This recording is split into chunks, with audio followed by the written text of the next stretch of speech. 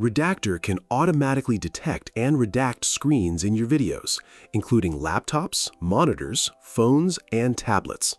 Let's walk through this step by step. Click Add Media and upload your video file. Once it loads, you'll be in the editor. Click Auto Detect. From the detection options, select Screens. Click Submit and wait for detection to complete. Redactor will scan the video and place bounding boxes around detected screens, tracking them across frames. Before exporting, review the detected screens carefully. Play through the video and make sure screens are correctly detected and tracked. If anything is missed or incorrectly detected, you can adjust it before exporting. Click Render and Export.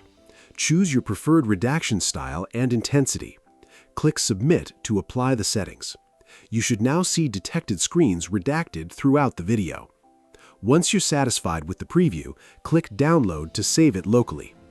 Screen detection helps you quickly identify and redact sensitive displays in your footage.